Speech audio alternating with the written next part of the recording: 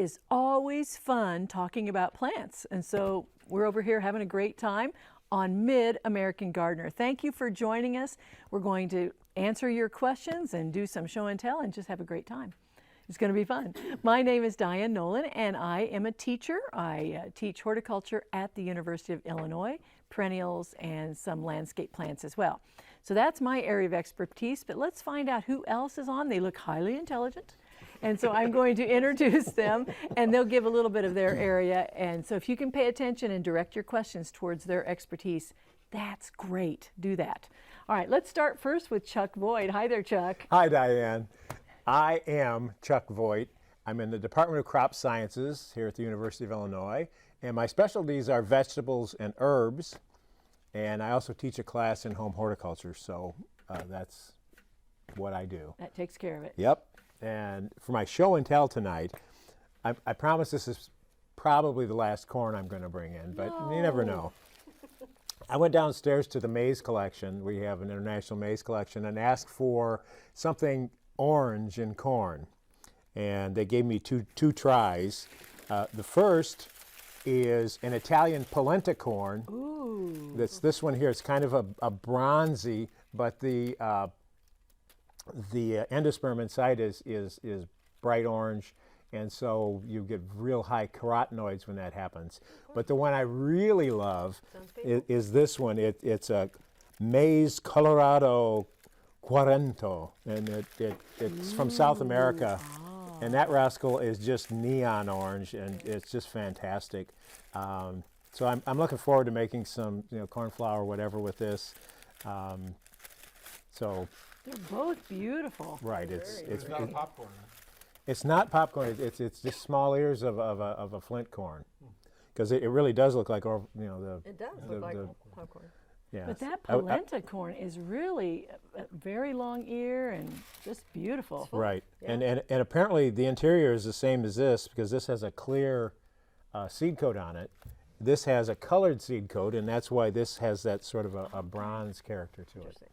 Well, I got quite fond of polenta when I was staying with the horticulturalists in Switzerland. Mom would have called it mush, but there you go. No, it was polenta. Yes, see. Yeah. You say it with an Italian accent, it's polenta. Polenta mush. At home it's mush. You make it on the old wood stove, Wow, it's not mush. the same. I don't know. It just doesn't sound as. Well, it's like Chinese Well, gooseberry tasty, and no. kiwi fruit. Yeah, I see. Well, thank you for bringing in the orange corn. Very good. Well, we're going to go to you next, Marty Alanya. All righty, Marty Alanya. I am a private landscaper, and I brought in some show and tell as well. We have a couple of my favorite plants here. These are Coreopsis, a couple of newer varieties. This one is called Full Moon, Big Bang Full Moon, the yellow one, and then this red one is called Mercury Rising. And these, they look a little thin, I'm sorry, but these have been sitting in the shade of a silver maple, waiting for me to plant them. And they've done this in spite of my abject neglect. So they are so pretty. I love these colors. This one starts out kind of a maroon, and there are white tips on the petals. But then as it ages, it gets this fabulous burgundy shade. I mean, they're just so pretty. There's only one on there, probably from the shade I was talking about. And this one, they're so big and bold. I mean, they just catch your eye. I love these. I love them. And they're just, I just can't And are say they going to enough be good planted things. together, or what are you going to plant them with? Actually, they go in separate places. They're actually from different jobs, but I see. I'm probably going to keep this one for myself. I see. I'm just going to follow you home. Yeah, I really, And really. it's okay. I do like that one. One of this, I managed to crack that off, so I laid it on the table. It's so pretty. So if you have landscape and perennial questions, Marty is. Oh yeah, Coreopsis The like one. full sun. These get about 18 inches tall, 18 to 20, something like that, and they are just in bloom. They flush bloom all summer. You can deadhead them or not. You notice all those little dead seeds, and they just flush on anyway. They look better if But you they don't deadhead look them, but you don't have to. bad. No, Right. no, they do this full sun. You know. And perennial? Oh, they are absolutely perennial. They're hardy to Minnesota. go nuts, Excellent, people. because some of the new ones you have to be careful about, but Yes. not these. So very good. Always have to ask. Yes, thank you. Thank you, Marty. And now we're going to go next to you, Dr. Bob Skirvin. So my name is Bob Skirvin, and I teach beginning horticulture at the university, and I also teach a course in grapes and wine. And last week we had a big wine tasting. I went out with some of my students that were 21, and we drank a couple hundred types of wine. And my wife took us home. But we were not safe. They took students home. It was fun. Anyway, but right now is apple season, and there's a lot of kind of apples around. In fact, at this point, I'm organizing an apple lab for my class, and we'll be tasting apples. We have 22 kinds of apples to taste for this next week. But at the stores, there's lots of them. You ought to get out and pick at the stores. There are a lot of them. And one of the things you should do when you go to the store and get your apples is a lot of them you don't know what you really like. There's a lot of new varieties, and there's some old ones that are pretty good, and there's some that are really bad. Anyway, so what I recommend doing, you go in the store and just buy one of each. And if you go to a store, they're labeled. If you go to pick your own, you buy one of each. You got the little labels. You can take it home, and then take your knife and cut you off a chunk and taste it. You know, and then you go outside, go out to your car with your family. Oh, that's good. That's a Fuji, isn't it? Which one is it? No, it's okay. That's a Fuji. Thank you. Oh, yeah. It's real Ooh, good. It's a good Fuji. Fuji's Anyway. are good. But then go out to the store and taste them. Say, this is really good. This one tastes terrible. Yeah. So buy the ones you like. And you do it right out in the parking lot? You taste them and then come back in? Sorry. Oh, that's a Granny Smith. Well, of I'm course going to it's be a trying it, Granny but maybe Smith. after the show. Yeah. And then what Fuji's have really you good. got here? Usually Fuji It's like just Yellow sweet. Delicious. This has nice flavor. Excellent, Golden Delicious. Yeah. Really a green one, but it's boy, that's quite that's a pretty. green. I bought that because I don't believe that's any good. That's a Golden Delicious, and Golden Delicious is supposed to be golden, not green. No, they're better when they're green. Really? They get mealy when they're Let's find out. ripe. They're pretty good. Okay. Yeah, see? Told you. Marty Better than it knows. looks. Okay. She knows her Let stuff. them Well, sit good. there on the counter and mellow for a week and a half, and then you go, man, Marty was right. I got to feed Well, that that's to where the those came squirrels. from. Yeah, see? The basket. Oh, they're hard. Yeah. Yeah. They need a mellow. Okay. Well, it's never a dull moment around here. We do have a video email that's been sent to us, so let's do that next. Hello, gardeners. I've got 7 ugly shrubs. They're old, used, they're planted too close to the house, and I'm reasonably certain that they have done some really bad things to the soil and the foundation. I need some ideas on how to get rid of them, what to do about amending the soil, and what's the best way to upset all of these plants without damaging the foundation if they have gotten themselves into the brickwork. Thanks. Okay. Use very close to the house. What do you think? I can't tell what they're mulched with. I hope it's not rock, but if it is, that's going to complicate your job a little bit. But to get them out of the ground, water them real well the day before. Really well. Just in the bed where they are, not out in the lawn. And I'm assuming that you can get a truck in there, maybe, to back up to where they are. Put a chain around them and pull them out. But make sure you get the soil good and soft. Test the soil before you plant anything else in there. We were discussing this earlier before the show, and we were talking about what to replace them with. And we were thinking it looks awfully sunny, so roses would do well there. It looked like it was a west-southwest exposure, very, very sunny. So you could even, I couldn't tell if that was a walkway along the edge or if it was just a border, but it looked to me like it was just a stone border. So I would think about maybe even expanding that bed, doing some roses up against the house. It looks like a pretty plain facade, and you could dress that up with some flowers, and maybe some low evergreens in front so you have a little winter color. And hey, if you expand the bed, you mow less. That's So, right. yeah. But the roses would be nice in the sun. I think they would be. That looks like a really very sunny exposure. You don't get the kind of sun that was in that light, in that picture in the Valley, morning on the right. east. That was pretty bright afternoon So you'd sun. still have the That's me. evergreens. You have the roses in the back, and if there's room, put Yeah. lower ones in front. So Yep. They look- And evergreens, thank you. Please don't just stick with green. They come in blue. They come in yellow. go to your garden center and shop for them. I mean, there's a beautiful variety. I plant a couple different things. I mean, think about what it's going to look like in February. If Very that good. doesn't inspire you to get some color, nothing will. So anyway, we want to thank you for your video email, and you can send us your own if you want something identified or if you have a problem with it. So send us your own gardening video and email it to yourgarden@gmail.com. All right, let's go to the phone lines, and we're going to start first with a pruning question on line 2. Hi there. Hi, love the show, by the way. Thank Yeah, you. I need some advice on how and when to prune my raspberries and blackberries. Thank you for calling when Dr. Skirvin's here. Okay, on raspberries, especially red raspberries, they spread like mad. So I assume it's probably red raspberries you're talking about. And what happens from the roots, they send up suckers, and they will take over your whole backyard. And so what you need to do is just decide how much raspberries you want. So if you want to have a 2 foot, 3 foot or something row of raspberries, then go through with your rototiller and just tear the rest of them up. And then kind of keep at it and keep it open there. And what a lot of growers do is when they got a whole bunch of them like that, they support themselves. But when they start getting ripe, if there's a problem, you put a string around, just kind of tie them a string and cinch it up, and that'll hold the plants up, make it easy to pick and get out of the way. But yeah, you can do that. You could do that mowing right now. Now during the winter time is when you're all finished. Wait until the leaves are off the plants. You can see what the plants, see where the sick canes are, and so forth. And with red raspberries, we recommend you take and leave red raspberries like 6 or 8 per square foot. That's enough. And the bigger they are, the better the fruit. So leave the big ones and cut out the little ones. Good hint. It would make a little difference if they're fall bearing or ever bearing, twice bearing, or just June bearing. Yes. Some of them produce a crop. The ones that are right now, if you go out to pick your own and pick raspberries somewhere, they're called fall bearing types.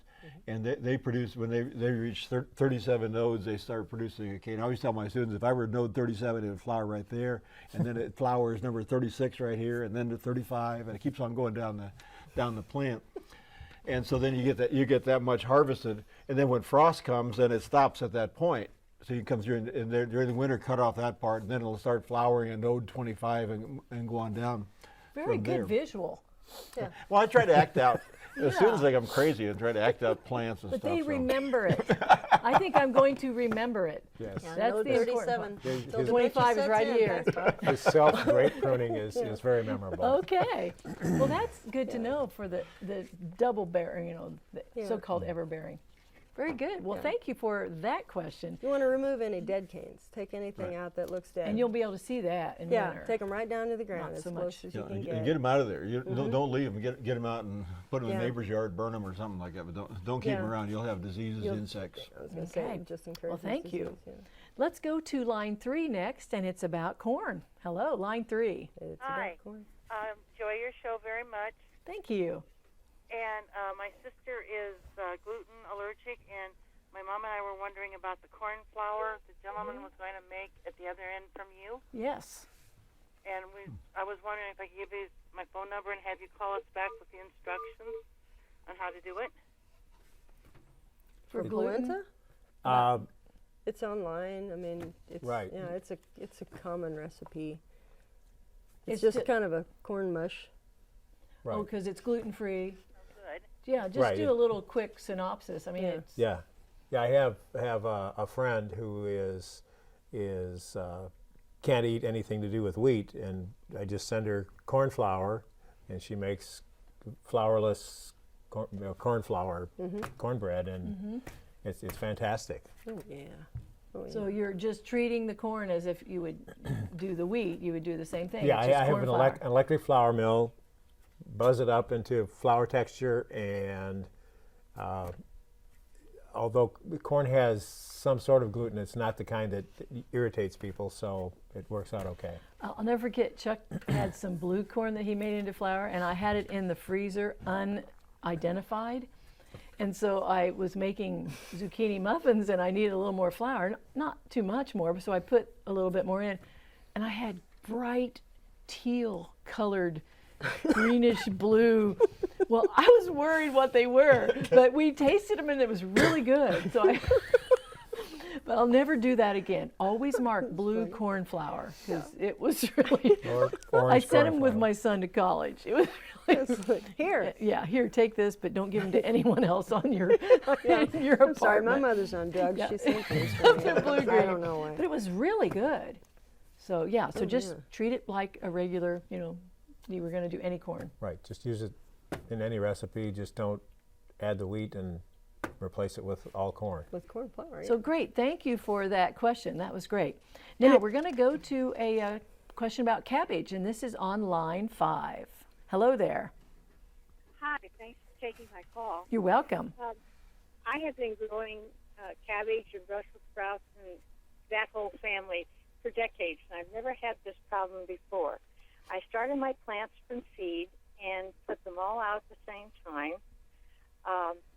The Brussels sprouts grew, the broccoli grew,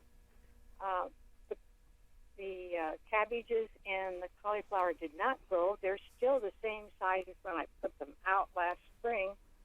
And the Brussels sprouts never made little tiny cabbages. And it's in a raised bed. I don't know. Any ideas? Did you change the soil from last year in the raised bed? Did you add anything? Are you sure you didn't amend it somehow? I don't know what would cause that to happen. No, I didn't do any amending. How long? Anything? How long did you hold the plants before you planted them? I waited until they had secondary leaves.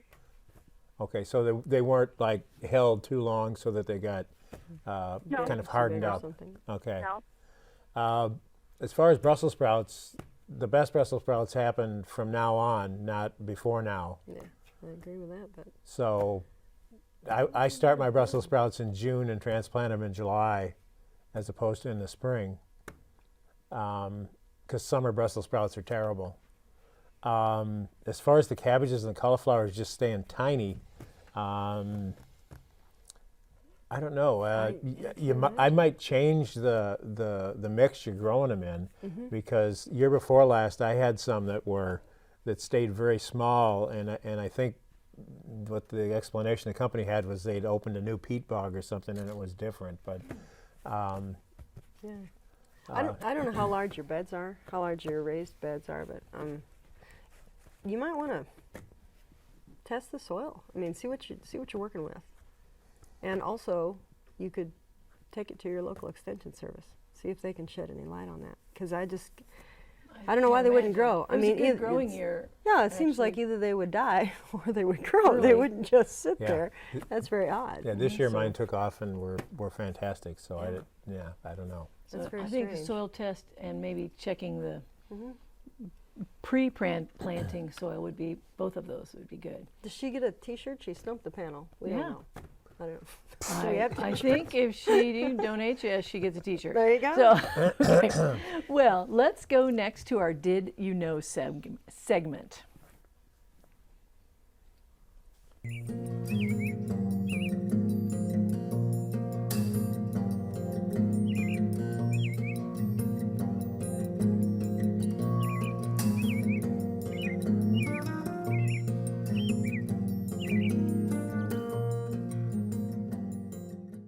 That's amazing.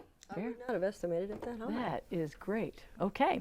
It's Well, no we're wonder gonna- it dries out so fast under trees. That is Yes. correct. So please quit trying to plant grass under there because think of all that water that's going up from there. Well, and a 5-gallon bucket is not enough. It's not enough. From so the sounds when of you it, water yes. a tree, especially in a dry year like this, put the hose about halfway between the drip line and the trunk and let it trickle for an hour. Take a long time. Go watch television. Check your email. Let it time to puddle a little bit and soak in, and it's got to do that all the way around. Because you can see why now. Oh yeah. Okay. Well, we're going to go on our second round of emails or show and tells, and I think we'll start first with you, Chuck. Okay, we've got a bush bean question.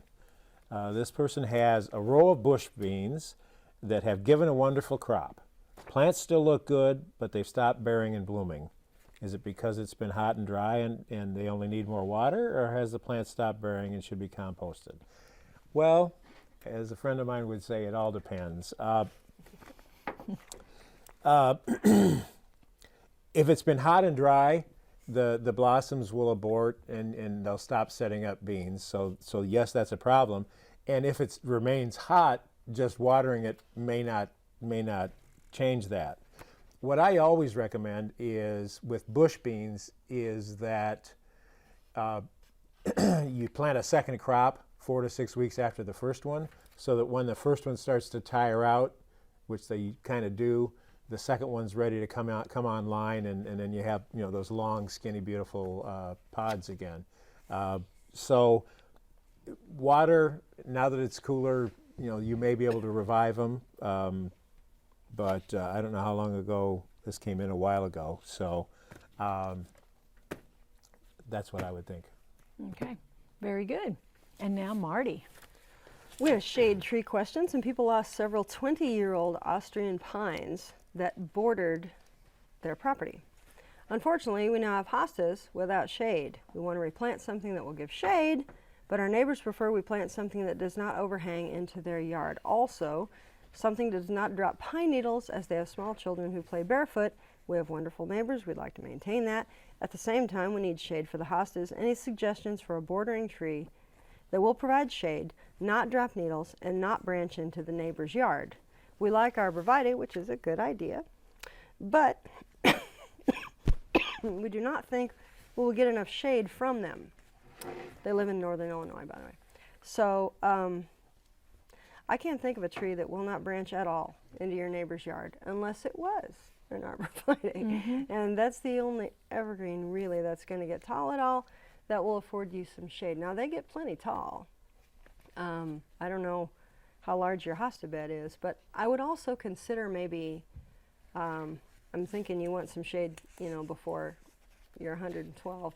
So I was thinking of smaller ornamental trees, maybe like Amelancher is very nice. That was my first thought. 3 seasons of color. It's got beautiful gray bark, flowers in the spring, fruit in the summer that is edible, and fantastic color in the fall. And it'll afford all the shade your hosta would require. There are dogwood, redbud. Dogwoods grow kind of slow, but really Amelancher, that was the first one I thought of. Or even some magnolia if you wanted to prune them up where they weren't on the ground, if you wanted to kind of prune them into a tree form. Also, there are some great tall shrubs that you could try. Aronia, really, really nice, fantastic fall color. Again, they have berries for the birds, great color, blossoms in the spring. Viburnum, maybe? Viburnum, yeah, I was thinking certainly, that. Tons of kinds certainly. of those. Yeah, there's all sorts of large shrubs you might consider also. But something fastigiate. There was, Something fastigiate that would be tall and narrow and not. Yeah, I was also, I knew there was one more thing I was going to say. You could also think about this.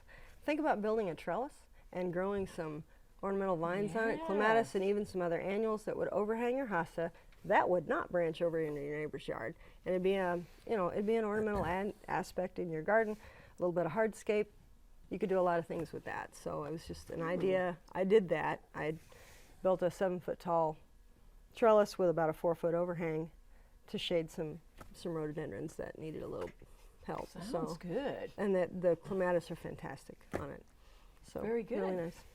Well, we are going to go next to you, Bob. So if you have a kind of a It's quickish, fast, yeah. yeah, a quickish one, that'd be great.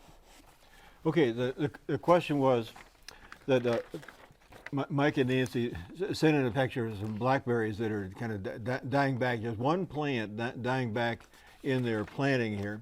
And I called, well, here's the plant. And I called it up and looked at it as best I could on my computer and enlarged it and all that stuff. Anyway, I think what's going on is you can see the fruits right here. You can see the fruit. And blackberries and raspberries, the canes only live 2 seasons. They live 2 seasons. The first season they normally don't produce any fruit except the raspberries that flower at 37. But then they then once they get in wintertime, then they flower and produce fruit, and then they die, and they die all the way to the ground. And I think that's probably what's happening here. Now, there's a picture here that looks like a little bit of swollen. There are some borers that get in there that might be a little swollen at the base there, but I think it's just a natural. It's the end of their life. We loved them, but they're gone now. So if those are borers, they probably should take the swollen ones out and Right. discard. And if it is it's a kind of swollen part down here, then there's an insect inside that, and then they're pretty devastating to the blackberries and raspberries. You know, cut it off and burn it is probably the best thing to do, and because it'll come back and get you again. So, but I think they're just they're finishing their second season, and. So it's a natural process. So, but it's nice to be concerned, and you learn about things when you ask about that. Folks, it goes so fast. We're happy we get to entertain and educate all at the same time. Thank you, folks, for being with me. You have a great week gardening. Bye-bye.